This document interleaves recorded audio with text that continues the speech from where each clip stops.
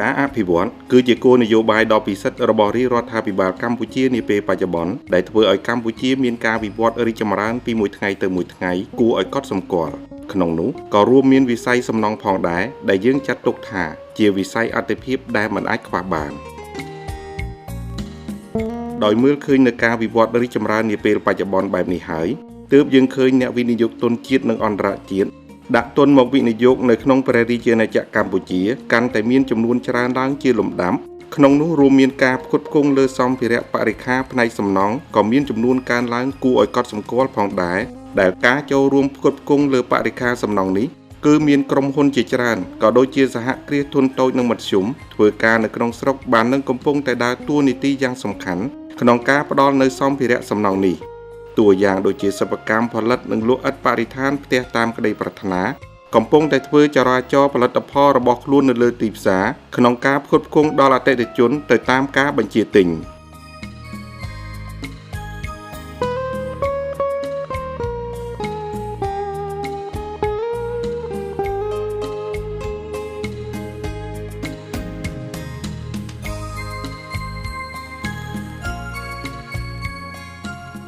លោកអ្នកបាននឹងកំពុងទស្សនាជាបន្តបន្ទាប់មកនេះសិប្បកម្មផលិតនិងលក់ឥដ្ឋបរិស្ថានផ្ទះតាមក្តីប្រាថ្នាកំពុងតែមមាញឹកផលិតឥដ្ឋចេញជាផលសម្រេចបានចំនួនកើនឡើងជាលំដាប់កើតចេញពីបងប្អូនយុវជនយើងមួយក្រុមក្នុងនោះរួមមានយុវជនហៅកុងងីជាស្ថាបនិកនិងជានាយកសិប្បកម្មផលិតនិងលក់ឥដ្ឋបរិស្ថានផ្ទះតាមក្តីប្រាថ្នាយុវជនសេងមេងឡុងប្រធានផ្នែកផលិតកម្មនៃសិប្បកម្មផលិតនិងលក់ឥដ្ឋបរិស្ថានផ្ទះតាមក្តីប្រាថ្នានិងយុវជនកុងហ៊ុយអ្នកជំនាញមេកានិកនៅក្នុងសិប្បកម្មផលិតនិងលក់ឥដ្ឋបរិស្ថានផ្ទះតាមក្តីប្រាថ្នាយុវជនទាំង3រូបរួមនឹងយុវជនមួយចំនួនទៀតពួកគេបានពួតដៃគ្នាធ្វើការងារតាមតួនាទីរៀងៗខ្លួនធ្វើឲ្យដំណើរការនៃខ្សែចង្វាក់ផលិតកម្មដើរដោយរលូនផលិតបានឥដ្ឋបរិស្ថានជាច្រើនដុំក្នុងមួយថ្ងៃសម្រាប់ដាក់លក់លើទីផ្សារដើម្បីបំពេញតម្រូវការនៃអ្នកប្រើប្រាស់ក្នុងការច្នៃបង្កើតជាអ្វីមួយដោយយកឥដ្ឋបរិស្ថាននេះមកធ្វើប្រកបដោយសោភ័ណភាព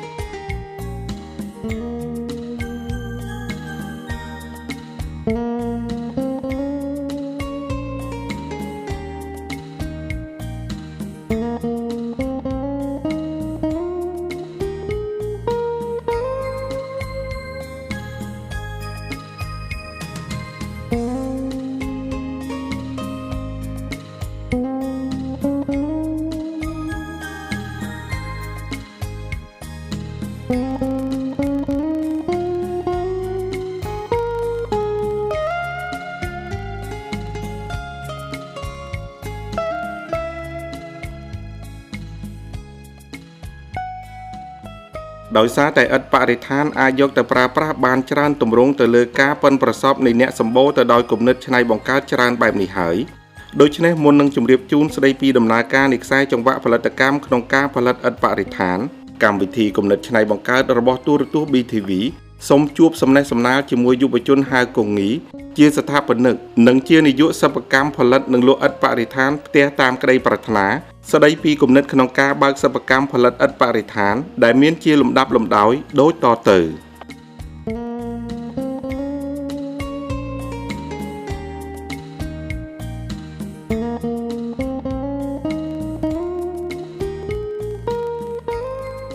សូមជម្រាបជូនដល់លោកស្រីអ្នកនាងកញ្ញាផងដែរកម្មវិធីកំណត់ឆ្នៃបង្កើតមានផ្សាយជូនលោកអ្នកទស្សនាតាមកញ្ចក់ទូរទស្សន៍ BTV នៅរៀងរាល់ថ្ងៃស្អែកវេលាម៉ោង 10 ព្រឹកនិងថ្ងៃអាទិត្យវេលាម៉ោង 11 ថ្ងៃត្រង់សូមលោកស្រីអ្នកនាងកញ្ញាតាមដានទស្សនាជាបន្តបន្ទាប់ដូចតទៅ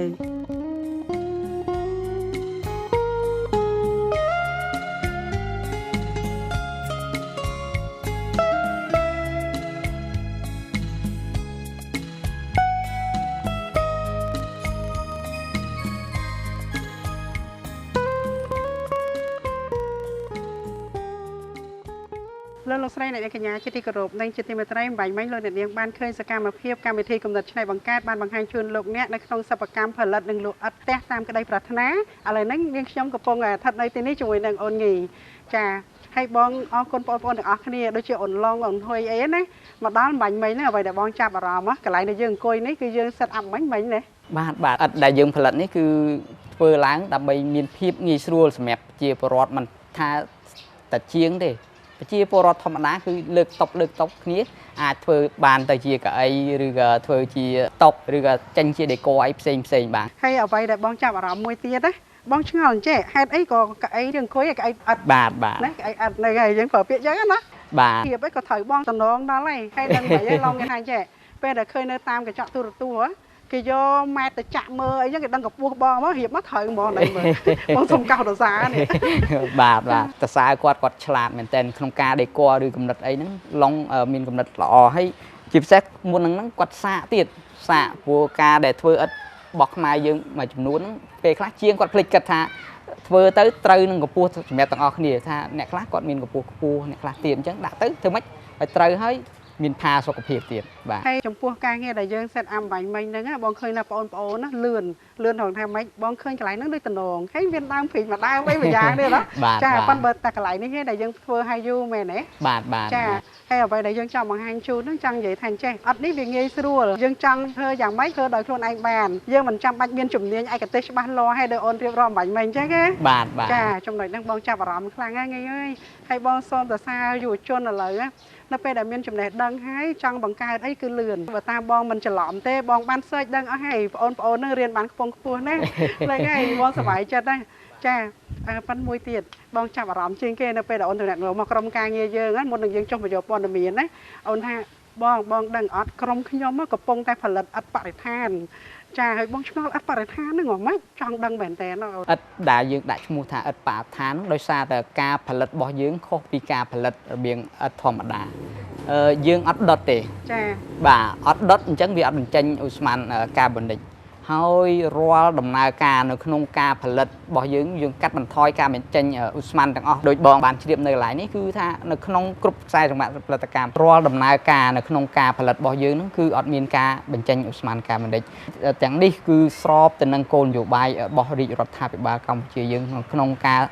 កាត់បន្ថយនៅឧស្ម័នកាបូនិកក៏ដូចជាធ្វើឲ្យបរិយាកាសយើងគឺមានភាពស្រស់ស្រាយសប្បាយទាំងអស់គ្នាបាទអញ្ចឹងយើងមានគោលដៅរួមណាជាមួយរាជរដ្ឋាភិបាលគឺយើងចង់ឲ្យទីក្រុងស្អាតបរិស្ថានយើងល្អណាចាបើសិនជាយើងរស់នៅបែបហ្នឹងយើងនឹងមានសុខភាពល្អមែនទេបាទពិតជាអញ្ចឹងមែនបាទប៉ុន្តែឥឡូវហ្នឹងបងអត់ទាន់ចង់ដឹងពីខ្សែច្បាប់ផលិតកម្មទេព្រោះថាបងមកដល់ទីនេះបងចង់ឲ្យលោកអ្នកបានជ្រាបថាមូលហេតុអីដែលមានគំនិតបង្កើតសិប្បកម្មផលិតនិងលក់ឥដ្ឋផ្ទះតាមក្តីប្រាថ្នាជាការពិតគោលបំណងនៅក្នុងការផលិតនិងលក់ឥដ្ឋតាមក្តីប្រាថ្នាហ្នឹងគឺធ្វើយ៉ាងម៉េចឲ្យជាពលរដ្ឋយើងអាចសាងសង់លំនៅឋានមួយសមរម្យជាពិសេសសម្រាប់អ្នកដែលមានជីវភាពមធ្យមហើយនឹងអ្នកដែលមានជីវភាពក្រីក្រទាំងនេះគឺសមស្របមែនទែនជាមួយនឹងគោលនយោបាយរបស់រាជរដ្ឋាភិបាលនៅក្នុងការសាងសង់លំនៅឋានឲ្យបានចំនួនជាង1លានខ្នងដល់ឆ្នាំ2030បាទព្រោះថាជាពលរដ្ឋយើងសប្តាហ៍មានវ័យក្រោម30ហ្នឹងច្រើនមែនទែនដល់ក្រោម30ឆ្នាំណាបាទក្រោម30ឆ្នាំហ្នឹងគឺដល់ទៅ70%បាទចាអញ្ចឹងយើងគិតថាក្នុងរយៈពេល5ទៅ10ឆ្នាំទៀតពួកគាត់ប្រកាសជារៀបការបាទរៀបការអញ្ចឹងគាត់ត្រូវការគេហៅថាមានកូនមានចៅអញ្ចឹងត្រូវការផ្ទះហើយបាទអញ្ចឹងបានជាខាងសិប្បកម្មយើងខ្ញុំបង្កើតឡើងនៅក្នុងគោលបំណងបែបហ្នឹងព្រោះថាប្រជាពលរដ្ឋច្រើនមែនទែនដែលនឹងត្រូវការហើយផ្ទះដែលថាជាង1លានខ្នងហ្នឹងអត់ទាន់រាប់បញ្ចូលផ្ទះសម្រាប់កម្ម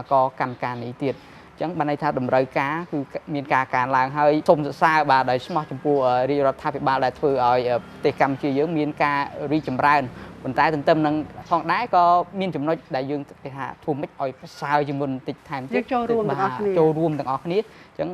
ប្រទេសយើងនឹងសម្បូរសប្បាយហើយរីកចម្រើនទាំងអស់គ្នាបាទគំនិតនេះល្អមែនតើអញ្ចឹងបានបងថាអញ្ចឹងកាលណាយើងរៀនសូត្រចេះដឹងទៅយើងបង្កើតអីមួយមិនសូវខុសបើថាខុសក៏ខុសតិចដែរមែនទេចាហើយនេះគឺជាសន្តិពិតរបស់យុវជនសម័យដែលចូលសែនហ្នឹង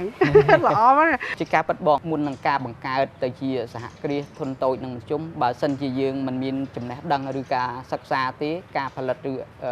បង្កើតអ្វីមួយទេ ពិតជាមានការលំបាកសូម្បីតែមានចំណេះដឹងហើយក្នុងការផលិតឬការបង្កើតហ្នឹងគឺមានការពិបាកមែនទែនបាទពិបាកមែនទែនបាទខ្ញុំនិយាយថាពិបាកមែនទែនហ្នឹងព្រោះថាវាត្រូវការឆ្លងកាត់នៅការតេស្តច្រើនដងទៀតនៅក្នុងការធ្វើហ្នឹងតាក់ទងទៅនឹងសុវត្ថិភាពសុខភាពប្រើប្រាស់ហ្នឹងប៉ះពាល់ដែរឬអត់យើងត្រូវធ្វើហ្នឹងបាទនៅចំណុចប្រទេសយើងគឺមានការខ្វះខាតតិចតួចបាទខ្វះខាតហ្នឹងដោយសារតែយើងខ្វះឡាបូខាងទីពិសោធន៍បងចំពោះឥតយើង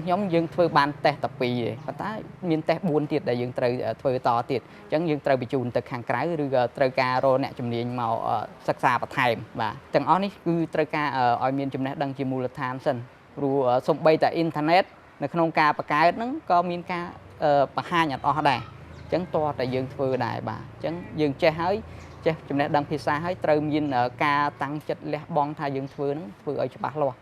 មានក្តីស្រឡាញ់នៅក្នុងនោះទើបយើងអាចបង្កើតឬក៏ផលិតនឹងដែរបាទទាំងទឹមនឹងចំណេះដឹងបាទនៅក្នុងការធ្វើតេស្តហ្នឹងគឺយើងត្រូវរកភាពរឹងមាំទី2យើងតាក់ទងទៅនឹងតេស្តជម្រាបទឹកបាទវាជ្រាបទឹកប៉ុណ្ណានៅពេលដែលយើងសាងសង់ហើយហ្នឹងអាហ្នឹងក៏តាក់ទងទៅនឹងការខ្លាចឲ្យមានគេហៅដុះផ្សិតឬអីអញ្ចឹងមេរោគអីអញ្ចឹងយើងត្រូវធ្វើយ៉ាងម៉េចកាត់បន្ថយបញ្ហាហ្នឹងឲ្យបានជាអតិបរមាហើយសមស្របទៅតាមស្តង់ដារពិភពលោកដែរតែប៉ុន្តែឥឡូវនេះបងចង់ដឹងថាសិប្បកម្មរបស់យើងនឹងបង្កើតឡើងពីថ្ងៃណាមកការដែលបង្កើតអាជីវកម្មដែលដំណើរការជាផ្លូវការហ្នឹងគឺបានមិនទាន់ដល់រយៈពេល3ខែទេប៉ុន្តែគំនិតហ្នឹងគឺយើងចាប់ផ្ដើម2ឆ្នាំមកហើយដែលខ្ញុំស្រាវជ្រាវតាមរយៈការឃើញនៅប្រទេសអូស្ត្រាលីហើយស្វែងរកព័ត៌មានបន្ថែមតាមអ៊ីនធឺណិតមែនតើទៅមើលច្រើនឯកសារមកពីប្រទេសមេស៊ីកូបាទមេស៊ីកូខាងប្រេស៊ីលប្រទេសថៃនៅក្បែរយើងក៏មានមជ្ឈមណ្ឌលនិយាយរួមទៅមានមជ្ឈមណ្ឌលធំ2ដែលសិក្សាអំពីបច្ចេកទេសនៅក្នុងការផលិតឥដ្ឋដែលមានលក្ខណៈបរិស្ថានងាយស្រួលអញ្ចឹងបាទយើងទាំងអស់គ្នាយើងចង់បានថាធ្វើអ្វីឡើងគឺបង្កើតកុំឲ្យប៉ះពាល់ដល់សង្គមហើយក៏ដូចជាបញ្ហាបរិស្ថាននឹងជាចំណុចដែលយើងចង់បានមែនទេក៏ប៉ុន្តែបងគ្រាន់ចេះបងកោតថាហេតុអីបានជារឿងដឹកឃើញចំណុចហ្នឹងឡើងវាជាចំណុចមួយល្អហើយមួយវិញទៀតតែអូនសិក្សាទៅលើផ្នែកអីរាល់ថ្ងៃអូនមានជំនាញអីបានជាអូននឹកឃើញថាទេខ្ញុំត្រូវតែបង្កើតជាសិប្បកម្មជាលក្ខណៈខ្នាតតូចឬក៏មធ្យមវិញអញ្ចឹងណាដំបូងខ្ញុំអត់ដែលនឹកស្មានថាខ្លួនខ្ញុំហ្នឹងត្រូវមកចូលនៅក្នុងវិស័យសំណង់ឬអីអញ្ចឹងទេខ្ញុំរៀននៅខាងផ្នែកសង្គមវិទ្យាហើយតយកខាងផ្នែកការសិក្សាអភិវឌ្ឍ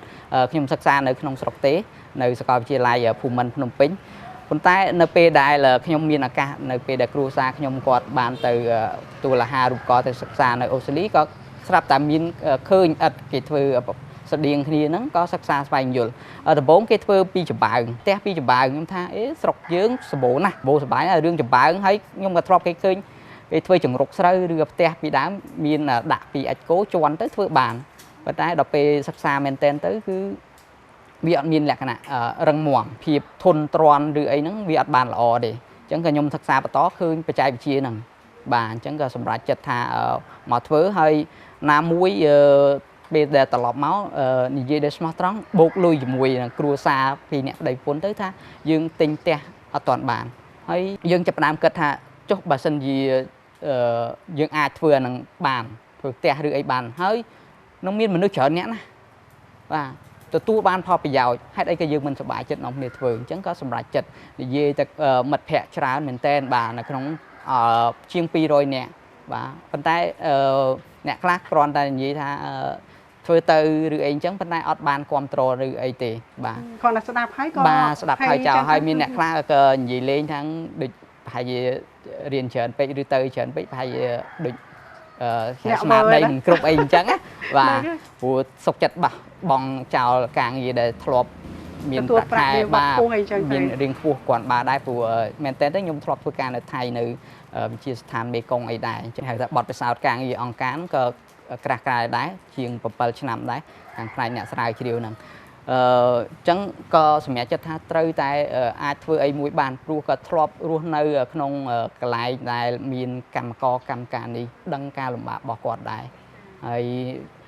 មែនតើទៅគឺដឹងថាគោលនយោបាយរដ្ឋាភិបាលយើងល្អមែនតើដែលមានគោលនយោបាយក្នុងការជួយអ្នកក្រីក្រហ្នឹងអញ្ចឹងគិតថាអាចធ្វើអីមួយបានសម្រាប់ប្រទេសជាតិបាទអាចធ្វើបានហើយទន្ទឹមនឹងបង្កើតការងារលក្ខខណ្ឌការងារហើយសំណាងមែនតើដែលមានអង្គការមួយចំនួនគាត់ចាប់ផ្ដើមបង្កើតនៅគំនិតគ្រប់គ្រងអាជីវកម្មខ្នាតតូចហ្នឹង ប៉ុន្តែលក្ខណៈបែបសង្គមហ្នឹងគឺលក្ខណៈថាពេលដែលយើងមកកើតហ្នឹងទី1បង្កើតការងារចាទី2លុយដែលចំណេញហ្នឹងអត់មានយកទៅធ្វើមានបានទេលុយដែលចំណេញហ្នឹងគឺយកមកវិនិយោគទៅលើអាជីវកម្មហ្នឹងពង្រីកឲ្យថែមបាទបន្ទាប់ពីយល់ថាស្ថានភាពប្រទេសកម្ពុជាមានតម្រូវការច្រើនអញ្ចឹងហើយជាភ័ព្វសំណាងមានអង្គការឈ្មោះថា Investing in Children and Their Society ហ្នឹងមានមូលដ្ឋាននៅខេត្តសៀមរាបគេបង្កើតទៅជា boot camp ដែលជួយអ្នកដែលមានកំណត់សហគ្រិនវ័យក្មេងហ្នឹងក៏ចូលរួមប្រកួតបាទចូលរួមប្រកួតមួយគេទៅហើយក៏ទទួលបាននៅការចាប់អារម្មណ៍ហើយគេក៏តម្លាក់លុយជួយមកវិនិយោគបាទប៉ុន្តែបកក្រោយបន្តិចមុននឹងទទួលបាននៅការវិនិយោគហ្នឹងគឺខ្ញុំចំណាយពេលច្រើនមែនទែនបាទពេលដែលត្រឡប់មកពីប្រទេសអូស្ត្រាលីហ្នឹងគឺចាប់ផ្ដើមនិយាយជាមួយមិត្តភ័ក្តិហ្នឹងបាទនិយាយជាមួយមិត្តភ័ក្តិហើយក៏ចាប់ផ្ដើមស្នើសុំអាហារូបករណ៍បានទៅសិក្សានៅប្រទេសអាល្លឺម៉ង់និយាយពីបញ្ហារឿងការរៀបចំហាងឬការធ្វើសម្ភារៈអីហ្នឹងមានលក្ខណៈបរិស្ថានហ្នឹងតែម្ដងបាទហើយមុននឹងបន្តិចក៏ខ្ញុំចូលរួមវគ្គប្រកួតដែរបាទប្រកួតនៅ Small World ហ្នឹងបានចំណាត់ថ្នាក់លេខ1តាក់ទងការសរសេរ business plan ដែរបាទហើយគំនិតគឺយកអត់ហ្នឹងដដែលបាទគឺធ្វើម៉េចថាការហ្នឹងគឺចង់ជួយប្រជាពលរដ្ឋដែរគឺដាក់ចិត្តដាក់កាយគឺអត់រហូតមកដល់ពេលនេះនិយាយដល់ស្មោះត្រង់ទៅគឺអត់ទាន់មានប្រាក់ខែទេបាទ2ឆ្នាំហើយនៅក្នុងការធ្វើនឹងព្រោះថាយើងមានចិត្តស្រឡាញ់ការងារមែនតើហើយមួយទៀតក៏មានកំណត់ថាចង់ជួយប្រជាពលរដ្ឋទន្ទឹមហ្នឹងបើសិនជាយើងអាចធ្វើជោគជ័យយើងមានការងារខ្លួនឯងហើយក៏ជួយដែរបាទជួយដល់ការកាត់បន្ថយបរិស្ថាននិងជាពិសេសចូលរួមចំណែកជាមួយនឹងគោលនយោបាយរបស់រដ្ឋាភិបាលបាទអញ្ចឹងបានក៏មានកំណត់ធ្វើនៅអាជីវកម្មនេះឡើងបាទចំណុចហ្នឹងបងចាប់អារម្មណ៍ហើយបងក៏សូមចូលរួមកោតសរសើរដែរប៉ុន្តែនៅពេលដែលអូនរៀបរាប់អញ្ចឹងទៅទស្សនិកជនក៏ដូចជាលោកអ្នកនាងមួយចំនួនគាត់គិតថាអញ្ចេះចុះអូនរៀនសូត្របានខ្ពង់ខ្ពស់ហើយអូនធ្លាប់មានប្រាក់បៀវត្សបានច្រើនដែរណាហ្នឹងហើយនៅពេលដែលអូនលះបង់មកទទួលការងារនេះដោយហេតុថាស្រឡាញ់ក៏ប៉ុន្តែទន្ទឹមនឹងហ្នឹងយើងក៏ត្រូវការចំណាយចាយវានៅក្នុងគ្រួសារដែរមិនអញ្ចឹងហ៎អញ្ចឹងដើម្បីទ្រទ្រង់សេដ្ឋកិច្ចគ្រួសារយើងដែលអូនកំពុងតែធ្វើការងារនេះតើអូនបានប្រាក់អ្វីដើម្បីឧបត្ថម្ភឲ្យយើងនឹងមាននិរន្តរភាពក្នុងការគ្រប់គ្រងគ្រួសារឲ្យដំណើរការទៅបានល្អសូមអរគុណបាទចំណុចនេះពិសេសមែនតើបាទនៅក្នុងហ្នឹងគឺជាការពិតខាងខ្ញុំមុនហ្នឹងនេះគឺមានថវិកាសន្សំចៃខ្លះដែលបានមកពីការដែលនៅអូស្ត្រាលីយើងទៅធ្វើការនៅគេហ្នឹង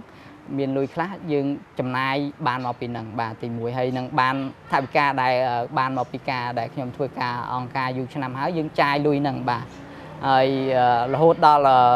មែនតែនទៅគ្រូសាស្ត្រខ្ញុំគាត់បង្ខំចិត្តគាត់ទៅធ្វើការអង្គការដែរគាត់ធ្លាប់ធ្វើជាពាក់កណ្ដាលអង្គការរដ្ឋហើយនឹងនេះបាទអញ្ចឹងសូមសរសើរចំពោះការលះបង់របស់គ្រូសាស្ត្រខ្ញុំដែរដែលគាត់ឃើញថាដែលគាត់ពេញចិត្តនឹងដំបូងគាត់ថាគាត់ពេញចិត្តប៉ុន្តែដល់ពេលយូរទៅដែលយើងធ្វើទៅមានសមិទ្ធផលបាទសមិទ្ធផលហើយនឹងការចូលរួមចំណែកអញ្ចឹងគាត់ក៏សប្បាយចិត្តអញ្ចឹងអាចចូលរួមទាំងអស់គ្នាអញ្ចឹងគាត់ព្រមដែរបាទនៅក្នុងហ្នឹងអញ្ចឹងយើងក៏មិនជាចំណាយអីច្រើនដែរនៅក្នុងគ្រួសារព្យាយាមកាត់បន្ថយបាទកាត់បន្ថយជាអតិបរមាតាមតែអាចធ្វើទៅបាននៅកន្លែងហ្នឹងប៉ុន្តែយើងធ្វើអ្វីមួយយើងតែងតែចង់បាននៅភាពជោគជ័យហើយនឹងបានផលប្រយោជន៍ខ្លួនយើងខ្លះនិងអ្នកដទៃខ្លះជាការពិតគឺមិនអាចណាប្រកែកបានទេចំណុចនេះទេណាប្រាក់ក៏លោកសំដែងណាថាជួយអ្នកដទៃបានលោកត្រូវជួយខ្លួនយើងសិនអញ្ចឹងបងចង់ដឹងចំណុចមួយទៀតព្រោះដោយអូនបានរៀបរាប់មិញហ្នឹងគឺវាបើសិនជាដំណើរការដោយរលូនអានឹងជីវិតគ្រួសារវាល្អចុះប្រសិនបើមិនរលូនថាអ្នកណានឹងរកថវិកាមកផ្គត់ផ្គង់ឲ្យមានការរីកចម្រើនបានអញ្ចឹងដូច្នេះចំណុចកន្លែងនេះបងចង់សួរបន្ថែមតិចដែរព្រោះឥឡូវយើងធ្វើការនៅទីនេះយើងក៏ត្រូវចំណាយទាំងកម្លាំងពលកម្មទាំងអស់ទៅលើបុគ្គលិកកម្មករនឹងចំណុចមួយហើយមួយវិញទៀតតាំងពីកន្លែងមួយវិញទៀតតាំងពីថ្លៃទឹកថ្លៃភ្លើងគឺគ្រប់យ៉ាងទាំងអស់តែអញ្ចឹងយើងត្រូវធ្វើយ៉ាងម៉េច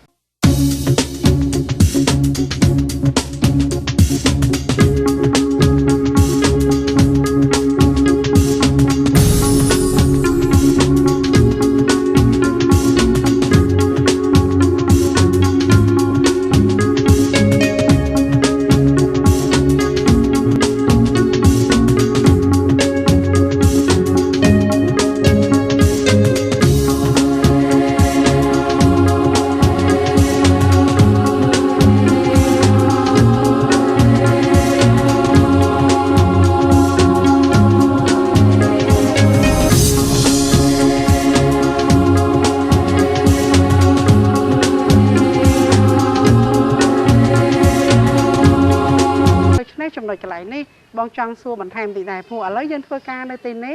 dân có thời chấm nái tăng cầm lăng quân là cam tăng ót từ lớp bọc là cam mà cò nó chấm lại mùi hay mùi bên tiên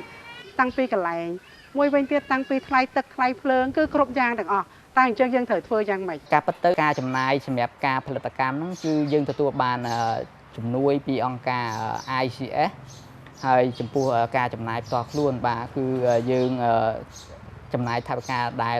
បានមកពីខ្លួនឯងដោយបងបានមានប្រសាសន៍មិញថាព្រះមានពុទ្ធកាថាត្រូវជួយខ្លួនឯងមុននេះហើយគឺជាគំនិតរបស់អាជីវកម្មផ្ទះតាមក្តីប្រាថ្នាយើងថាអាជីវកម្មបែបសង្គមហ្នឹងគឺត្រូវរកថវិកាដែលអាចដំណើរការដោយនិរន្តរភាពដោយខ្លួនឯងបាទអញ្ចឹងបានន័យថាយើងត្រូវរកចំណូលខ្លះរកចំណូលហើយបានយើងអាចជួយវិញបានបាទអញ្ចឹងនៅកន្លែងនេះថាចំណូលយ៉ាងម៉េចចំណូលហ្នឹងយើងលក់បែងចែកជាពីរដែរសម្រាប់អ្នកដែលមានជីវភាពមធ្យមឡើងលើទៅយើងលក់ក្នុងតម្លៃមួយផ្សេងហើយចំពោះអ្នកក្រីក្រលក់ក្នុងតម្លៃមួយផ្សេងជាទូទៅនៅក្នុងការលក់ធម្មតាពេលដែលទិញច្រើនទូថ្លៃចាប៉ុន្តែខុសពីកន្លែងខ្ញុំបើទៅទិញតិចបាទទិញតិចចំពោះអ្នកក្រីក្រទូថ្លៃវិញមានតម្លៃពិសេសហើយជួយវិញបាទព្រោះយើងដឹងថាអ្នកក្រីក្រគាត់អាចទិញច្រើនបានមានតែអ្នកមានទេដែលអាចទិញច្រើនអញ្ចឹងយើងចង់ធ្វើម៉េចរួមចំណែកនៅត្រង់ចំណុចហ្នឹងហើយធ្វើឲ្យផ្ទះធ្វើឲ្យអាគាររបស់អ្នកដែលគាត់មិនទាន់មានជីវភាពទូធាមានតម្លៃ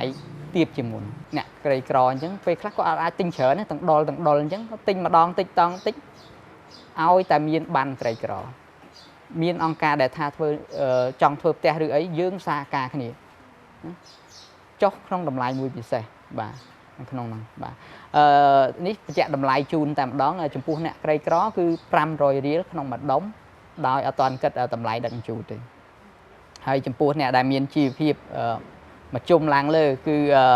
ចេញពីដេប៉ូទៅគាត់អាចលក់ចេញ650បាទមួយដុំ650បាទក្នុងមួយដុំបាទអញ្ចឹងយើងសូមអធិស្ឋានចំពោះពេលខ្លះថាមានការរើសអើងប៉ុន្មានអញ្ចឹងទេសូមជាការយោគយល់ឬក៏ថាប្រាក់ដែលទិញឥដ្ឋនេះបានមកគឺទី1ដំណើរការទី2លុយហ្នឹងនឹងបដិភាគជូនអ្នកក្រីក្រហ្នឹងហើយបើអ្នកដែលថាអត់សោះឬនេះពេកពេលខ្លះបើសិនជាយើងមានចំណូលបានច្រើនយើងក៏នឹងព្យាយាមផ្ដល់ឲ្យអស់លទ្ធភាពក្នុងការជួយនឹងដែរបាទនឹងជាគោលគំនិតសំខាន់នៅក្នុងការបង្កើតអាជីវកម្មសង្គមហ្នឹងបាទផ្ទះតាមក្តីប្រាថ្នាតាមពិតទៅបងចង់ប្រឹក្សាជាមួយអូនបានច្រើនណាតែហេតុថាយើងអាចបានជួបគ្នានេះលើកទី1ចាប៉ុន្តែពេលវេលាយើងវាមានកំណត់ម្ល៉េះហើយយើងគ្រាន់តែជំរាបជូនពីគោលគំនិតដោយត្រួសថាអ្វីដែលយើងបង្កើតសិប្បកម្មនេះឡើងគឺគោលដៅរួមព្រោះយើងចង់ឲ្យបងប្អូនយើងទទួលបានអត់នឹងហើយដោយតម្លៃទាបហ្នឹងសម្រាប់អ្នកគ្នាមិនសូវមានថវិកាច្រើនហើយមួយវិញទៀតសំស្របនឹងអ្វីដែលបានលើកឡើងគឺប្រមុខរដ្ឋាភិបាលលោកមានគោលនយោបាយ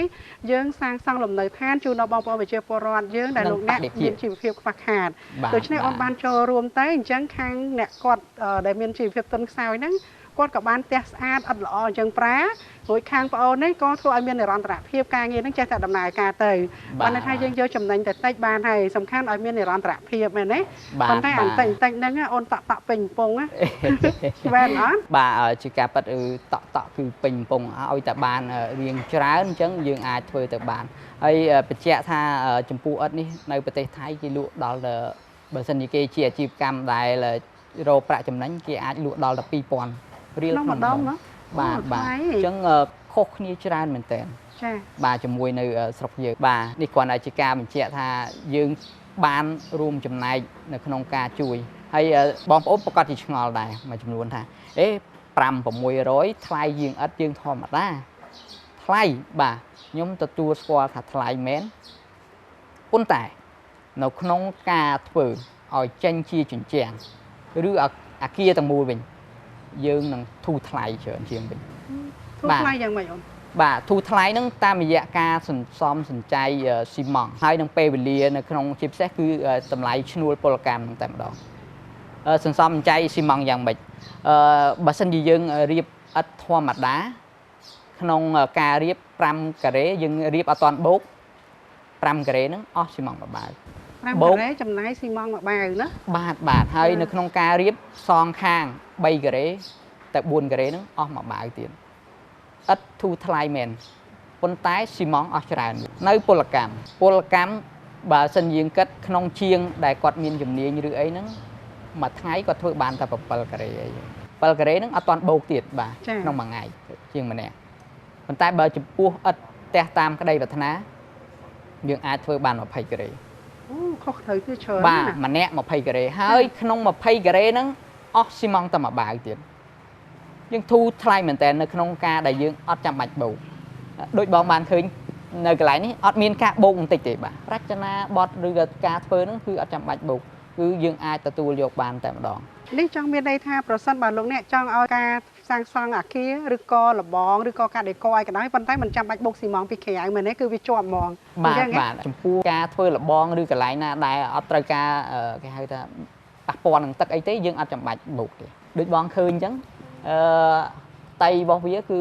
រលោងហើយរៀបចេញកាឡាស្អាតតែម្ដងបាទអញ្ចឹងចំពោះបងប្អូនទស្សនិកជនបាទដែលស្រឡាញ់ឬនិយមលក្ខណៈធម្មជាតិចាឬក៏ចង់ធ្វើដេកខ្លួនឯងបាទនេះសិតតែអាចធ្វើខ្លួនឯងបានហើយងាយស្រួលបាទលើកតុបដាក់ចូលទៅហើយចាក់ស៊ីម៉ងបាទខុសគ្នាទៀតបាទការចាក់ហ្នឹងគឺកម្ពស់កន្លះម៉ែត្របានចាក់ម្ដងអញ្ចឹងងាយស្រួលបាទអញ្ចឹងបានថាការធ្វើហ្នឹងលឿនជាងបើជាទ្រឹស្ដីថាដល់ទៅ6ដងនោះធៀបជាមួយនឹងការធ្វើតាមធម្មតាបាទអូននិយាយថាការទី1ចំណេញពេលវេលានៅពេលដែលយើងប្រើប្រាស់ឥដ្ឋបរិស្ថានហ្នឹងហើយមួយវិញទៀតអូនថាស៊ីម៉ងហ្នឹងក៏ចំណាយតិចអញ្ចឹងបើអូនរៀបរាប់បែបហ្នឹងតើគុណភាពយ៉ាងម៉េចមូលហេតុអីបានយើងត្រូវប្រើស៊ីម៉ងតិចហើយមូលហេតុអីបានទាមទារពេលវេលាយើងខោចឲ្យមកនៅខ្លីតកតងនឹងការប្រើប្រាស់ស៊ីម៉ងតិចហ្នឹងដូចបានជម្រាបហ្នឹងគឺយើងប្រើអត់មានការបូកទេបាទមួយទៀតការដែលយើងដាក់តជាប់គ្នានៅកន្លែងហ្នឹងឥដ្ឋហ្នឹងគឺមានខ្មែរយើងថាលោកញីឈ្មោលភាសាអង់គ្លេសថា interlock ឬក៏ cell lock ហ្នឹងវាខំជាប់គ្នាហើយបានន័យថាយើងមានចន្លោះប្រហោងតំណាក់តំណងគ្នាឡុកសោជាប់គ្នាហ្មងវា lock ហ្នឹងដូចទម្រង់ជាប់គ្នាបាទគ្រីបជាប់គ្នាហើយយើងដាក់ចូលស៊ីម៉ងតែនៅក្នុងប្រឡោះបើសិនជាយើងដាក់ប្រឡោះមូលសុទ្ធយើងទុកជ្រុងនឹងជា E សឡង់ឬក៏ដាក់ជ្រុងសុទ្ធទុកមូលជា E សឡង់នៅកន្លែងហ្នឹងបាទហ្នឹងលក្ខណៈពិសេសមួយទៀតអាហ្នឹងជួយការពារកម្ដៅដែរជាលក្ខណៈ E សឡង់ហ្នឹងនៅពេលដែលក្តៅខ្លាំងចូលមកប៉ះចំអញ្ចាំងហ្នឹងនៅពេលដែលក្តៅមានខ្យល់ក្តៅឡើងបាទវារុញឡើងចម្លងកម្ដៅបាទលក្ខណៈ E សឡង់គឺមិនចម្លងកម្ដៅអញ្ចឹងឡើងលើផុតទៅអញ្ចឹងជួយនេះកន្លែងមួយទៀតហើយរុនហ្នឹងមានតួនាទីពិសេសមួយទៀតដែលយើងធ្វើសប្តាហ៍ថ្ងៃជាងយើងហ្នឹងធ្វើអាគារហើយចេះដាប់ចាបាទដាក់ខ្សែភ្លើងដាក់ទយោទឹកប៉ុន្តែនៅក្នុងរុនរបស់យើងហ្នឹងគឺអាចដាក់ចំណុចទាំងអស់ហ្នឹងបានដែរខ្សែភ្លើងបាទហើយនឹងទយោទឹកតូចនេះយើងអាចដាក់បានអញ្ចឹងងាយស្រួលក្នុងការធ្វើផ្ទះអត់មានចាំបាច់ដាប់នៅកន្លែងណាហើយនៅពេលដែលយើងជួសជុលវិញយើងដឹងច្បាស់ថានៅកន្លែងណាប្រឡោះណាវាត្រង់ធ្វើទៅស្រួលតែម្ដងអញ្ចឹងងាយស្រួលនៅចំណុចហ្នឹងមួយទៀតបាទនៅក្នុងការធ្វើក្រៅពីនេះហើយបើសិនជាការរៀបវិឡាយើងធ្វើបោកហើយមួយទៀតចំណុចត្រូវសៃហ្មងបានអាចវាយថ្នាំឬអីបានតែឥដ្ឋនេះទៅវាយសៃតែម្ដងរុញថ្នាំនឹងហើយជាចំណុចដែលយើងសន្សំចៃដែលនៅប្រទេសថៃគេអាចសន្សំចៃប្រហែលជា20%នៅប៊ូតនប្រហែលជាខ្ទង់40%នៅម៉ាឡេគៀកយើងហ្នឹងក៏ខ្ទង់ប្រហែលជា30ទៅ40%បាទធៀបទៅនឹងការធ្វើឥដ្ឋធម្មតាហើយចំពោះផ្ទះតាមក្តីប្រាថ្នាចន្លោះពី20ទៅ40%ដូចគ្នាតែយើងអាចសន្សំចៃធៀបទៅនឹងការធ្វើជាមួយនឹងឥដ្ឋធម្មតាបាទហើយការដែលយើងបង្កើតនៅអាជីវកម្មនេះក៏អត់មានការទោះបីយើងថាធូរថ្លៃជាងឥដ្ឋធម្មតាក៏យើងអត់មានគេហៅថាប្រកួតប្រជែងជាមួយគាត់ដែរគ្រាន់តែយើងចង់បង្កើតបើសិនជាយើងគិតនៅក្នុង marketing យើងថាបង្កើតនៅភាពចន្លោះដែលគាត់អត់បានបំពេញតែប៉ុណ្្នឹងតម្រូវការដែលគាត់អត់បំពេញតែប៉ុណ្្នឹងជាពិសេសសម្រាប់អ្នកដែលមានជីវភាពក្រីក្រនិងអ្នកមធ្យមពួកបើយើងគិត30ថ្ងៃតើអ្នកដែលគេថាមានជីវភាពរៀងធូរធារបានអាចគាត់ធ្វើវិឡាឬអីអញ្ចឹងគាត់ទិញផ្ទះធ្វើធម្មតាទៅបាទអញ្ចឹងយើងអត់ចាំបាច់ទៅប្រកួតឬអីទេអញ្ចឹងយើងព្យាយាមគោលបំណងយើងបាញ់ឈ្មោះតែទៅលើខាងផ្នែកផ្សេងនេះអញ្ចឹងមើលទៅបំពេញចន្លោះគ្រប់ទាំងអស់ចឹងជាពលរដ្ឋយើងសប្បាយចិត្តទាំងអស់គ្នាទាំងអ្នកប្រើប្រាស់ឬអីអញ្ចឹងបាទមែនតើគឺយើងក៏អត់អាចចោលដែររឿងឥដ្ឋយើងធម្មតាហ្នឹងនិយាយដោយត្រង់បាទយើងអត់អាចចោលព្រោះពេលខ្លះផ្នែកខ្ពស់ឬអីអញ្ចឹងក៏ត្រូវការគាត់ដែរបាទទោះបីធ្វើអញ្ចឹងគាត់ថាជាការបំពេញនៅចំណុចខ្វះខាតហើយក៏ចង់រួមចំណែក តែប៉ុណ្្នឹងទេបាទរួមចំណាយជួយគ្នាបាទ ចឹងមានន័យថាប្រសិនបើតម្រូវការលោកអ្នកត្រូវការឥដ្ឋដែលយើងកំពុងតែមានសពថ្ងៃយើងហៅថាឥដ្ឋធម្មតាតាមសិប្បកម្មផលិតឥដ្ឋដែលយើងធ្លាប់ឃើញហ្នឹងលោកអ្នកត្រូវការក៏ប្រើទៅតាមនោះទៅហើយបើលោកអ្នកគិតថាប្រើបែបឥដ្ឋបរិស្ថាននេះវាផ្ដល់ផលប្រយោជន៍អ្វីខ្លះលោកអ្នកសិក្សាក៏ជ្រើសរើសបែបនោះទៅ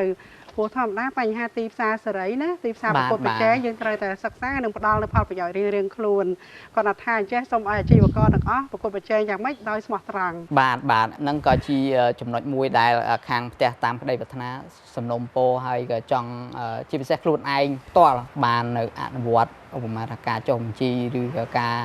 បងពុនឬអីសូមឲ្យទាំងអស់គ្នាអនុវត្តពេញភារកិច្ចជាអាជីវកម្មឬអីហើយធ្វើយ៉ាងម៉េចស្របច្បាប់បាទស្របច្បាប់ឲ្យមានភាពស្របច្បាប់ហើយជាពិសេសយកទៅធ្វើតេស្តឲ្យបានត្រឹមត្រូវផងថាឥឡូវការធ្វើហ្នឹងវាយ៉ាងម៉េចកុំឲ្យឆៅឬអីគោលបំណងកន្លែងនេះគាត់ថាចង់ឲ្យគាត់ជួយបំពេញនៅចំណុចខ្វះខាតដើម្បីឲ្យជាប្រវត្តិយើងទាំងអស់គ្នាទេបាទទាំងអស់គ្នាព្រោះបើសិនជាធ្វើទៅបាក់ឬអីពេលណាខុសត្រូវគឺម្ចាស់ហ្នឹងហើយបាទអញ្ចឹងយើងត្រូវចូលរួមបាទបង្កើតនៅស្តង់ដារមួយដែលខ្ពស់ជាងមុនទទួលបាននៅវិញ្ញាបនបត្រអីអញ្ចឹងបាទយើងគួរតែធ្វើបាទយើងគួរតែធ្វើឲ្យរួមបាទហ្នឹងជាចំណុចដែលល្អសម្រាប់មិនត្រឹមតែម្ចាស់អាជីវកម្មព្រោះគាត់អត់មានទទួលទោសទណ្ឌទី1ទី2គាត់រីចម្រើនហើយអនាគតព្រោះការរស់ស៊ីមិនមែនតែមួយថ្ងៃ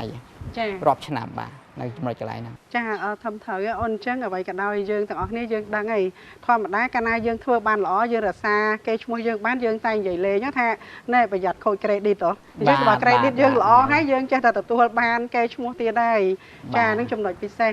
ឥឡូវនេះបងបានដឹងរឿងរ៉ាវមួយចំនួនពាក់ព័ន្ធនឹងការបង្កើតអាជីវកម្មរបស់យើងគឺផលិតឥដ្ឋបរិស្ថាននេះហើយសង្ឃឹមថាលោកអ្នកនឹងចូលរួមគ្រប់គ្រងទាំងអស់គ្នាព្រោះជ្រើសរើសឥដ្ឋនេះយកទៅប្រើប្រាស់ហើយទៅប្រើប្រាស់ហ្នឹងទៅប្រើប្រាស់ឲ្យចំគោលដៅមែនទេហើយចំពោះលក្ខណៈបច្ចេកទេសប្រើយ៉ាងម៉េចអីយ៉ាងម៉េចគឺតំណែងតំណងមកខាងក្រុមការងាររបស់អូនប៉ុន្តែយើងខ្ញុំក៏សូមអភ័យទោសលោកអ្នកផងដែរព្រោះធម្មតាការផលិតកម្មវិធីលោកអ្នកពេលខ្លះលោកអ្នកបានតំណែងមកក្រុមការងារយើងថាចុះហេតុអីក៏មិនបង្ហាញឲ្យច្បាស់មួយពីខ្សែច្បាប់ផលិតកម្មដែរបានប្រកាសអញ្ចឹងសូមអធិស្ឋានលោកអ្នកពួកអីទី1ទាមទារពេលវេលាទី2គឺនៅពេលដែលក្រុមការងារយើងចុះមកផលិតបែបនេះគឺយើងគ្រាន់តែជាចំណុចបង្ហាញអញ្ចឹងហើយយើងមិនមែនផលិតជាឯកសារប្រសិនបើផលិតជាឯកសារយើងទាមទារប្រើពេលវេលាទាមទារត្រូវការសរសេរអត្ថបទឲ្យបានច្រើនដូច្នេះប៉ះពាល់ទាំងពីពេលវេលាប៉ះពាល់ដល់ក្រុមការងាររបស់ប្អូនគឺយើងមិនអាចបង្ហាញជូនពីគំនិតរបស់លោកអ្នកមួយទៅតាមតំបន់ភូមិស្រុករៀងរាល់សប្តាហ៍បានទេអញ្ចឹងអ្វីដែលយើងធ្វើលម្អិតយើងត្រូវទាមទារពេលវេលាច្រើនណាស់អញ្ចឹងអ្វីដែលក្រុមការងារយើងធ្វើថ្ងៃនេះគឺយើងចង់គ្រាន់តែបង្ហាញជូនជាកន្លឹះដល់លោកអ្នកប្រសិនបើលោកអ្នកបានបង្កើតនៅគំនិតល្អមានអាជីវកម្មណាល្អហើយស្របច្បាប់យើងបង្ហាញជូនទៅអញ្ចឹងលោកអ្នកបានដឹងហើយលោកអ្នកតំណងជាមួយនឹងម្ចាស់ក្រុមហ៊ុនឬមួយក៏ម្ចាស់អាជីវកម្មដើម្បីយើងធ្វើការរួមគ្នារកគោលដៅមួយចំណុចល្អអញ្ចឹងក្រុមការងាររបស់យើងគ្រាន់តែជាស្ពានចម្លងឲ្យលោកអ្នកបានជួបគ្នារវាងអ្នកទិញហើយនិងអ្នកលក់បើយើងសួរស្ដាប់មែនទេអូនបាទចំណុចនេះល្អមែនតើសូមសរសើរដោយស្មោះអស់ពីចិត្តចំពោះកម្មវិធី BTV បាទកំណត់ឆ្នៃបង្កើតហ្នឹងដែលធ្វើទៅគឺពិតជាភ្ជាប់រវាងអ្នកដែលជាអតិថិជនហើយនិងអ្នកផលិតហ្នឹងហើយជាពិសេសចូលរួមចំណែកមែនតែនចំពោះអ្នកដែលមានអាជីវកម្មខ្នាតតូចបាទឲ្យគាត់អាចគួតប្រជែងទៅព្រោះគាត់មានដើមទុនតូចហើយការចាប់ដើមដំបូងក៏មានការលំបាកដែរអញ្ចឹងសូមសរសើរដែលអស់ពីចិត្តបាទចំពោះទូទស្សន៍ BTV តែម្ដងហើយផលិតនៅកម្មវិធីនេះពិតជាអស្ចារ្យហើយបានចូលរួមចំណែកមែនតែនបាទនៅក្នុងការជួយជីវកម្មប្រភេទខ្នាតតូចហ្នឹងបាទចាអរគុណអូនអញ្ចឹងចំពោះខ្សែច្បាប់ផលិតកម្មលោកអ្នកអត់បានជ្រាបនៅឡើយសូមអធិស្ឋានព្រោះថានៅពេលនេះនាងខ្ញុំកំពុងតែបានកំណត់អ្នកមានចំណេះដឹងខ្ពស់ល្អដល់អញ្ចឹងហើយចង់ឲ្យបងងាយនឹងចូលរួមផ្សព្វផ្សាយទាំងអស់គ្នាហើយយើងសង្ឃឹមថាយើងនឹងជួបយុវជនជាច្រើនទៀតមានចំណេះដឹងខ្ពង់ខ្ពស់ដូចជាអូនអញ្ចឹងណាអ្វីដែលចំណុចសំខាន់ខាងនេះគឺយើងនិយាយពីប្រធានបទឥដ្ឋបរិស្ថានហើយឥដ្ឋបរិស្ថានយើងនឹងផលិតយ៉ាងម៉េចអីយ៉ាងម៉េចយើងនឹងជូនដោយសង្ខេបនៅពេលបន្តិចទៀតប៉ុន្តែមុននឹងជួបជាមួយនឹងអូនឡុងហើយនឹងអូនហ៊ុយណាបងអូនក៏ក្មេងៗដែរលោកអ្នកឮតែនិយាយតែអូនឡុងអូនហ៊ុយនឹងមិនប៉ុន្តែលោកអ្នកបានឃើញក៏គាត់ដឹងថាពីរអ្នកនឹងមួយណាឃើញតែមុខហ្នឹងហើយចាំមើលទៀតយើងជួបហើយក៏ប៉ុន្តែអញ្ចេះមុននឹងជួបបងអូនទាំងពីរបងគិតថាសួរអូនមួយទៀតព្រោះបងឃើញឥដ្ឋបរិស្ថានយើងមានពណ៌ច្រើនណាបាទចំពោះការធ្វើឥដ្ឋពណ៌ហ្នឹងងាយស្រួលទេបងបាទយើងមានជាលក្ខដែលយើងអាចទិញពីគេនៅទីផ្សារហ្នឹងយើងចង់បានពណ៌ណាគឺយើងកំងបានតាមហ្នឹងអូអញ្ចឹងអតិថិជនត្រូវការពណ៌អីគឺថាបាទអាចកំងបានបាទតាម ចិត្តហ្មងបាទតាមចិត្តគឺងាយស្រួលនៅត្រង់ចំណុចហ្នឹងគឺងាយស្រួលបាទចំពោះផ្ទះតាមក្តីប្រាថ្នាឥឡូវយើងកំពុងតែរកមធ្យោបាយមួយទៀតគឺចង់ធ្វើពណ៌ហ្នឹងឧទាហរណ៍ថាពណ៌ក្រហមឬអីឈប់ប្រើលក្ខហ្នឹងយើងរៀនតាមវិធីដូនតាយើងបាទដូនតាយើងគាត់ឆ្លាតអញ្ចឹងគាត់ប្រើវិធីធម្មជាតិយ៉ាងម៉េចឧបមាថាមានដីក្រហមឬអីលាយចូលខ្លះទៅវាចេញជាពណ៌ក្រហមហ្នឹងតែម្ដងប្រើលក្ខធម្មជាតិបាទយើងប្រើលក្ខធម្មជាតិឬក៏យើងប្រើដីក្រហមឬក៏រោវត្ថុធាតុដើមណាដែលអាចជំនួសពណ៌ហ្នឹងហើយដាក់មកឲ្យជាប់តែម្ដងហើយគេហៅថាមិនប៉ះពាល់ឬក៏ធ្វើឲ្យតម្លៃលក្ខណៈដែលយើងទិញឬអីអញ្ចឹងណាព្រោះនៅក្នុងសេដ្ឋកិច្ចថាសន្សំចៃបានប៉ុណ្ណាគឺជួយជាតិបានប៉ុណ្ណាបាទអញ្ចឹងជាចំណុចចាបាទខ្ញុំត្រូវអូនហ្នឹងហើយចេះចំពោះបញ្ហាពណ៌ហ្នឹងឯងប្រសិនបើយើងចេះជ្រើសរើសត្រឹមត្រូវហើយតាមលក្ខណៈធម្មជាតិបានន័យថាមិនប៉ះពាល់ដល់សុខភាពអ្នកប្រើទៀតណាពណ៌សំខាន់ណាស់ព្រោះយើងអូនណាគិតមើលយើងនៅចិត្តណាយើងរស់នៅក្នុងហ្នឹងទាំងអស់ហើយយើងទាំងអស់នេះកំពុងនិយាយថាធ្វើយ៉ាងម៉េចឲ្យបរិស្ថានហ្នឹងល្អរស់នៅហ្នឹងមានសុខភាពល្អអាយុវែងអញ្ចឹងណាអញ្ចឹងយើងទៀមទាដាច់ខាតនៅការងារទាំងអស់ហ្នឹងគឺថាផលិតឡើងមកមិនឲ្យប៉ះពាល់សុខភាពបាទតែឥឡូវហ្នឹងបងប្អូនប្រជាពលរដ្ឋយើងមួយចំនួនណាគាត់ផលិតសម្ភារៈប្រើប្រាស់ជាពិសេសដូចជាសម្លៀកបំពាក់ឬក៏កសែងកម្មាបងកអីហ្នឹងភាគច្រើនឥឡូវគឺ99%ហើយអ្នកនេះគឺគាត់ចង់បានណានៅរបៀបដូចថាធម្មជាតិសុទ្ធសាធព្រោះឥឡូវទីផ្សារប្រកួតប្រជែងអូនយើងសមាជិកអាស៊ានមិនអញ្ចឹងទេអូនបាទត្រឹមត្រូវហើយប្រសិនបើគុណភាពរបស់យើងអន់យើងមិនអាចប្រកួតប្រជែងមួយគេបានទេរួចឥតយើងក៏អញ្ចឹងដែរអូនមិននិយាយថានៅប្រទេសថៃគេមានរួចឥឡូវយើងមានដែររួចទៅមុខទៀតគេមានអីយើងក៏មាននឹងព្រោះយើងនៅជាគ្រួសារអាស៊ានហ្នឹងបាទត្រឹមត្រូវបងអញ្ចឹងបាននិយាយថាការដែលធ្វើនេះគឺត្រៀមចូលទៅសមាគម AEC 2015យើងហ្នឹងជាមួយនឹងសមាហរណកម្មសេដ្ឋកិច្ចអាស៊ានព្រោះ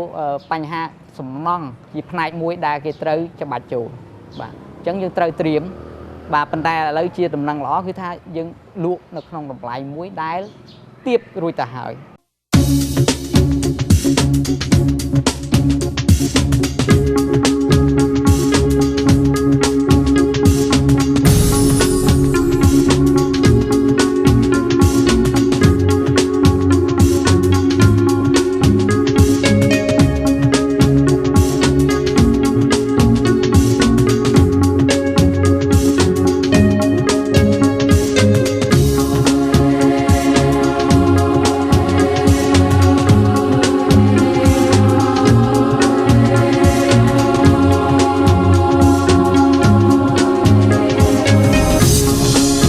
ជាដំណឹងល្អគឺថាយើងលក់នៅក្នុងតម្លៃមួយដែលទាបរួចទៅហើយបើធៀបជាមួយនឹងប្រទេសថៃគេ2000ក្នុងម្ដុំយើងត្រឹមតែ600ជាងបាទនៅក្នុងម្ដុំចាចុះរយៈពេល3ខែនេះយើងទៅដើមទីផ្សារបានប្រមាណហើយនេះអតិថិជនបាទចំពោះទីផ្សារយើងទើបតែដំណើរការទេប៉ុន្តែមានការគ្រប់គ្រងច្រើនគួរសមជាពិសេសយើងអាចទទួលបានម៉ួយពីដូចជា Brown Cafe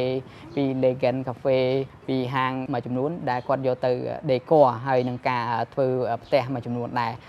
ផ្ទះវិឡាឬអីអញ្ចឹងបាទហើយនឹងមានការធ្វើបន្ទប់តែងបន្ថែមដូចជាការធ្វើបន្ទប់សម្រាប់កម្មករកម្មការនេះអញ្ចឹងយើងមានបានមួយចំនួនដែរហើយ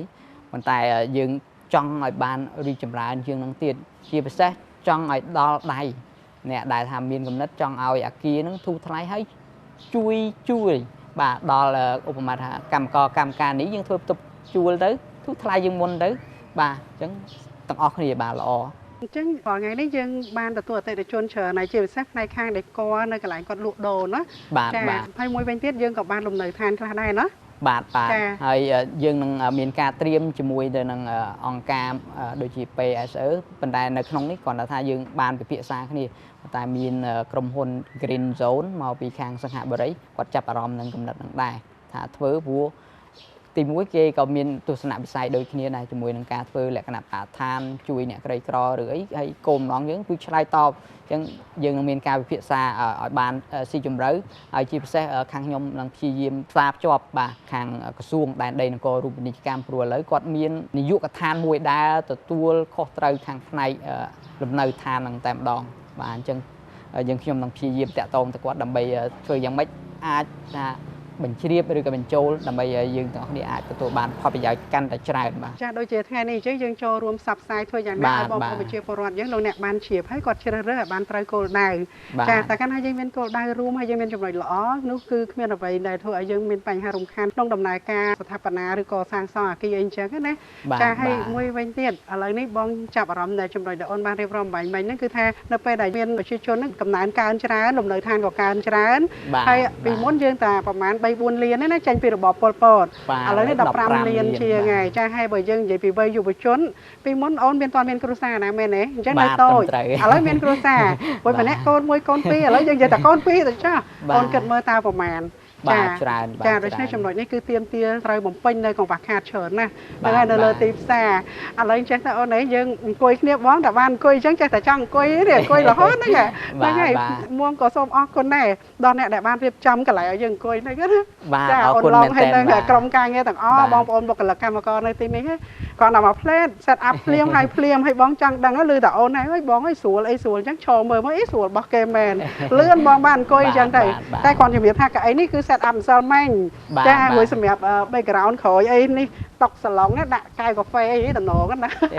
តែមានផ្លែអីចាតំណងមែនតើនេះប៉ុនគ្រាន់ចេះរវាងបងនិងអូនហ្នឹងដូចត្រើយមកខាងម្នាក់អញ្ចឹងហ្នឹងហើយវារៀងឆ្ងាយបន្តិចណារៀងឆ្ងាយនេះដូចត្រើយមកខាងប៉ុន្តែផ្សារភ្ជាប់គ្នាបងអញ្ចឹងយើងមានឡាននេះបាទឡានមួយផ្សារភ្ជាប់គ្នាដូចជាចិត្តបាទអូ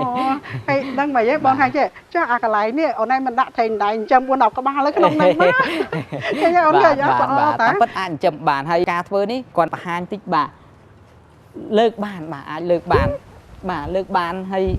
អាចធ្វើបានខ្លួនឯងចំពោះការរៀបជាសួនឬធ្វើអីហ្នឹងគឺងាយស្រួលមែនតើបាទអត់ចាំបាច់ថាជួលជាងឬអីឲ្យស្អាតតែម្ដងបាទហើយនេះរុននេះអត់ដែរឃើញបាទហ្នឹងជាចំណុចដែលប្រតាក់ដែលខ្ញុំថាហ្នឹងជាចំណុចលោកញីឈ្មោះឬក៏អង់គ្លេសថា interlock ហ្នឹងបាទដែលចំណុចដែលយើងប្រើស៊ីម៉ងតិចឬអីហ្នឹងនៅកន្លែងហ្នឹងបាទដល់ពេលអូននិយាយចឹងបងលើកអត់ហ្នឹងបងនឹកឃើញដែរសានកោវត្តដូនតាយើងដែលយើងនាំគ្នានិយាយចេះថាមិនបានអត់មានស៊ីម៉ងព្រោះអីមានកន្លែងដែលគេធ្វើដាក់ដែកហ្នឹងហើយមានចន្លោះប្រហោងអីដូចគ្នាអញ្ចឹងព្រោះបងបានទៅធ្វើការងារផ្សព្វផ្សាយហ្នឹងជាមួយនឹងលោកបណ្ឌិតថុយចន្ទធួនលោកខាងផ្នែកស្រាវជ្រាវហ្នឹងហើយលោកបានលំអិតបញ្ជាក់ពីការងារហ្នឹងអញ្ចឹងហើយបងគិតថា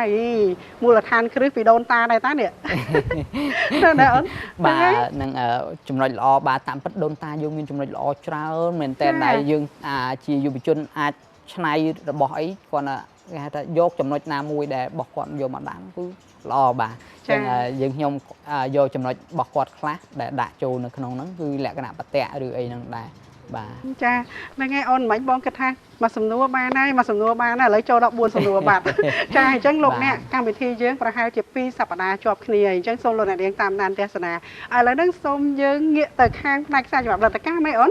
ចាហើយបើសិនជាយើងមានពេលយើងចាំអង្គុយជុំគ្នាម្ដងទៀតណា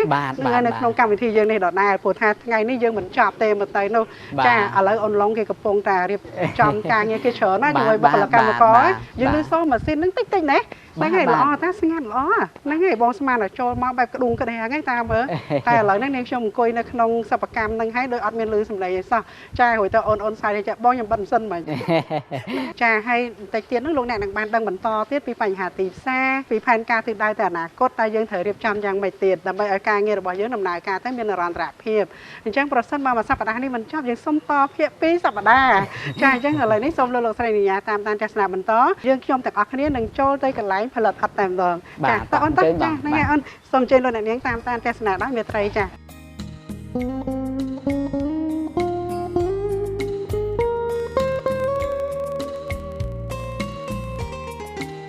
ចាតោះយើងចូលទៅកន្លែងយើងធ្វើតែម្ដងចាអូញាប់ដៃញាប់ជើងសួស្ដីបងប្អូនទាំងអស់គ្នាមានសួរបងអូនដែរនេះអូននេះដល់រៀងចំណាស់ជាងគេអូនហ្នឹងហើយមិនចេះឡងអូនញាប់ដៃហ្មងណាបាទបងកន្លែងនេះជាដំណាក់កាលដំបូងដែលត្រូវរែងដីដើម្បីឲ្យបានដីនឹងស្អាតកុំឲ្យមានសម្រាមឬក៏ដុំគ្រោះដុំអីចូលទៅច្រើនចាឥឡូវនេះលោកអ្នកនាងកំពុងថាចេះយុវជនមែនវ័យក្មេងៗមែនអូនឡងគឺជាអ្នកគ្រប់គ្រងផ្នែកខាងផលិតកម្មមែនទេចាបងសូមកោតសរជួបមួយអូនងីថាក្មេងមកជួបមើលអន្លងរត់តែក្មេងទៅទៀតហេណាបងណាបងអូនពីណាហ្នឹងខ្ញុំបងបាទចាឲ្យអូនឡងអូនបញ្ចប់ការសិក្សាផ្នែកអីជំនាញខ្ញុំបានបញ្ចប់ការសិក្សាផ្នែកបញ្ញត្តិធនាគារនិងហិរញ្ញវត្ថុនិងភាសាអង់គ្លេសច្រើនម៉េចច ពីមហាវិទ្យាល័យបង ហើយមិនគិតថាយកបញ្ញាបត្រជាន់ខ្ពស់ទៀតទេហ៎ ខ្ញុំគិតថាខ្ញុំព្យាយាមស្វែងរកបទពិសោធន៍ឲ្យបានច្រើនតិចចឹងទៅដើម្បីបន្តការសិក្សាទៀតយើង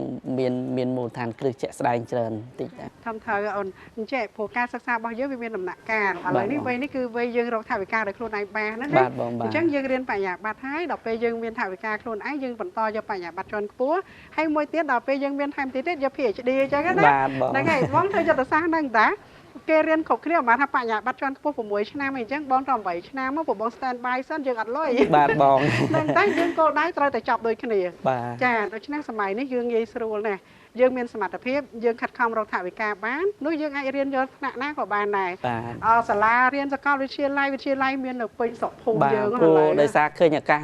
សាកលវិទ្យាល័យនៅក្នុងប្រទេសកម្ពុជាមិនថានៅក្នុងប្រទេសឬក៏ក្រៅប្រទេសយើងអាចមានឱកាសរៀនបានគ្រប់ពេលវេលាអញ្ចឹងអំឡុងពេលដែលខ្ញុំបានបញ្ចប់បញ្ញាបត្រហើយខ្ញុំក៏ចាប់ផ្ដើមធ្វើការមួយរយៈហើយឥឡូវនេះយើងមកធ្វើការនៅទីនេះបន្តទៀតហើយខ្ញុំគិតថា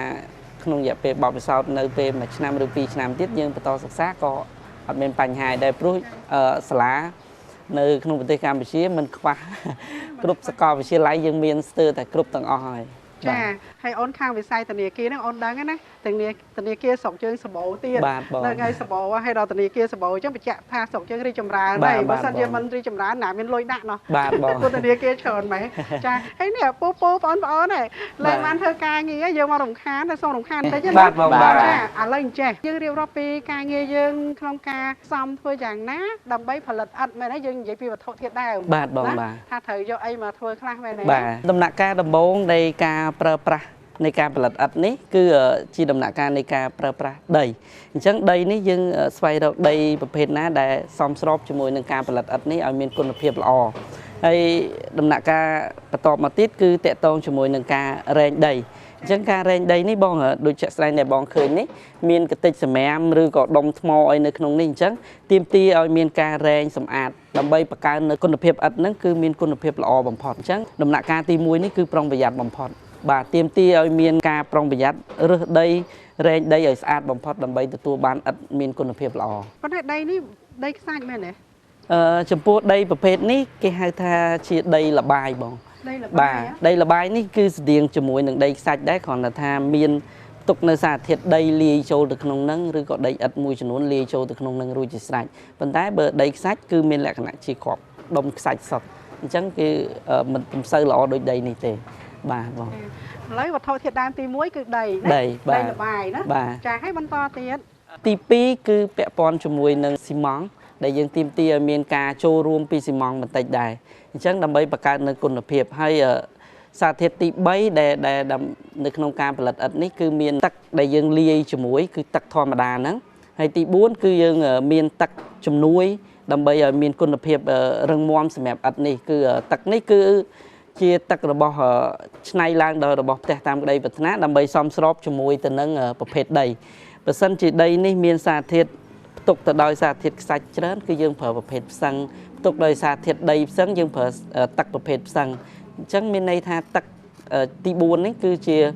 សម្រាប់ដែលយើងបត់បែនទៅតាមប្រភេទដីអញ្ចឹងមានន័យថាដី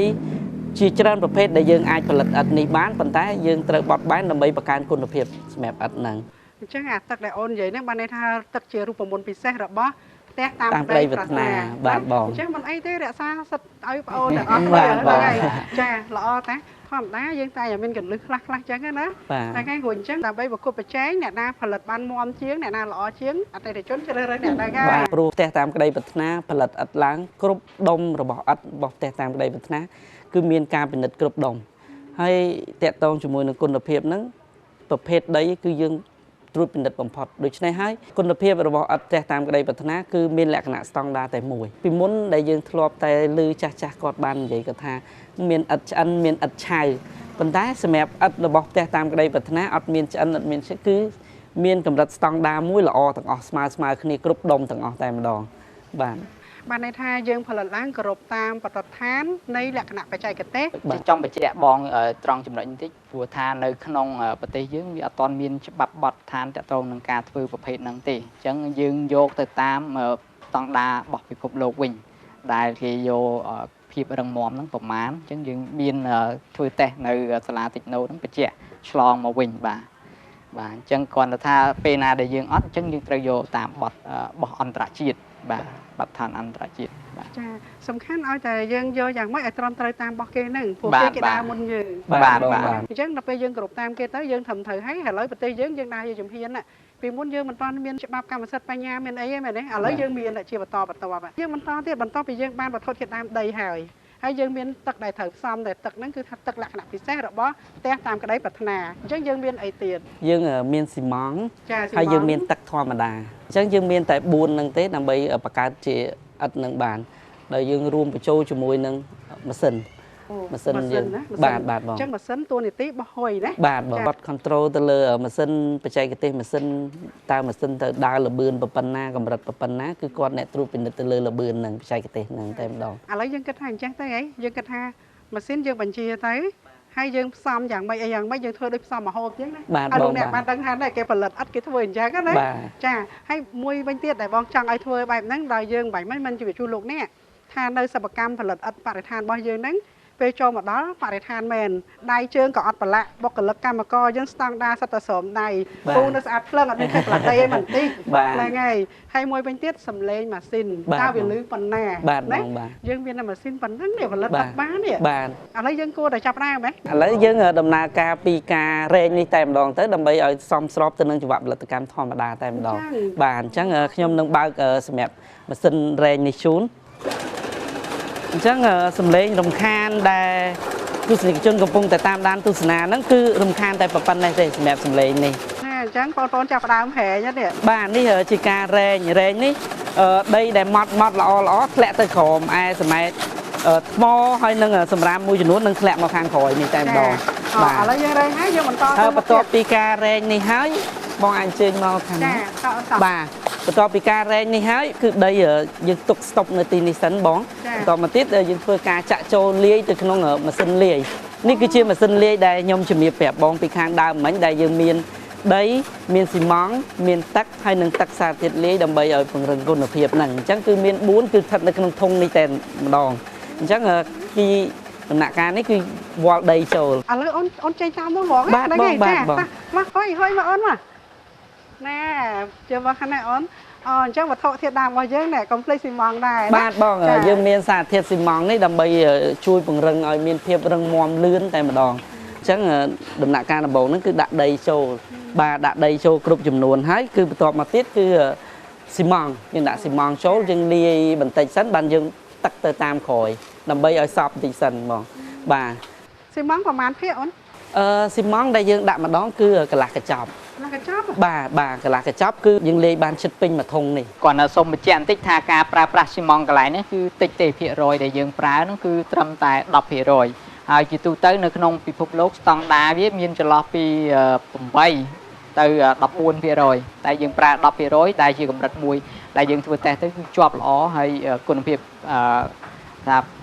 បានជាប់ស្តង់ដារពិភពលោកបាទបងអញ្ចឹងបន្ទាប់ពីដាក់ស៊ីម៉ងចូលជាមួយនឹងដីហើយយើងច្បល់ចូលគ្នាបន្តិចសិនបានយើងដាក់ទឹកទៅតាមក្រោយយើងត្រូវបញ្ចេញម៉ាស៊ីនអញ្ចឹងបងអាចថយក្រោយបន្តិចឥឡូវយើងចាប់ផ្ដើម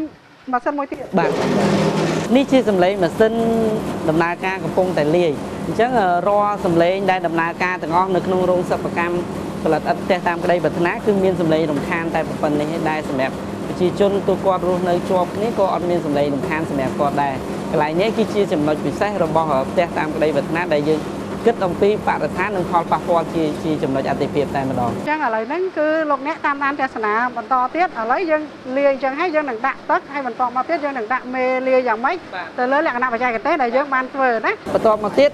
យើងទាមទារឲ្យមានការច្បល់សពល្អមែនទែនរហូតតតែយើងលើកមកមើលមានន័យថារវាងដីហើយនិងស៊ីម៉ងមើលទៅឃើញសាច់តែមួយទើបយើងអាចដាក់ទឹកចូលបានប្រសិនបើយើងដាក់ទឹកទៅមុនដែលលាយបន្ទាន់សពគឺធ្វើឲ្យស៊ីម៉ងនិងស៊ីម៉ងដាច់ដោយឡែកពីដីអញ្ចឹងជាលក្ខណៈបច្ចេកទេសរហូតតតែសពទើបអាចដាក់ទឹកចូលបានដូចនេះឥឡូវនេះយើងតាមដានទស្សនាទាំងអស់គ្នាម៉ាស៊ីនកំពុងតែច្បល់លាយមិនបញ្ចូលគ្នាការលាយនេះគឺមានលក្ខណៈសពបំផុតតែម្ដងគឺមើលទៅលែងមានឃើញការដាច់គ្នារវាងដីហើយនិងស៊ីម៉ងហើយបាទគឺសពបំផុតកាលណាយើង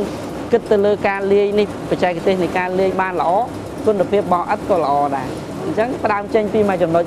គឺទាមទារការប្រុងប្រយ័ត្ននិងការពិនិត្យឡើងល្អិតល្អន់បំផុតតែម្ដង ឥឡូវនេះយើងឲ្យលោកអ្នកតាមដានខ្សែច្បាប់ផលិតកម្មតែម្ដងណាហើយអូនលេខផ្សំយ៉ាងម៉េចក៏លេខផ្សំ នេះយើងបានដាក់ទឹករួចហើយអញ្ចឹងបន្ទាប់មកទៀតនេះជាទឹកដែលយើងលាយបន្ថែមដើម្បីពង្រឹងនៅគុណភាពរឹងមាំរបស់ផ្ទះតាមក្តីប្រាថ្នាទឹកនេះយើងលាយដូចដែលខ្ញុំបានជម្រាបទស្សនិកជនពីខាងដើមគឺយើងបត់បែនទៅតាមប្រភេទដី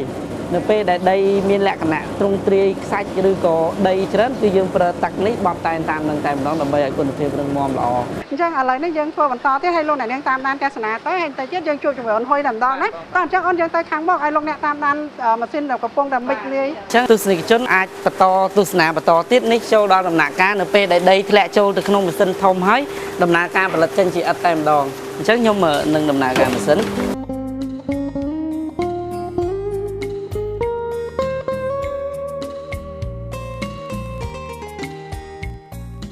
សូមលោកអ្នករងចាំទស្សនាកម្មវិធីគំនិតច្នៃបង្កើតរបស់ទូរទស្សន៍ BTV ស្ដីពីការផលិតឥដ្ឋបរិស្ថានរបស់សិប្បកម្មផលិតនិងលក់ឥដ្ឋបរិស្ថានផ្ទះតាមក្តីប្រាថ្នានៅសប្តាហ៍ក្រោយទៀតនៅថ្ងៃសៅរ៍វេលាម៉ោង 10 ព្រឹកនិងថ្ងៃអាទិត្យវេលាម៉ោង 11 ថ្ងៃត្រង់សូមលោកអ្នករងចាំទស្សនាដោយមេត្រីភាពសូមអរគុណ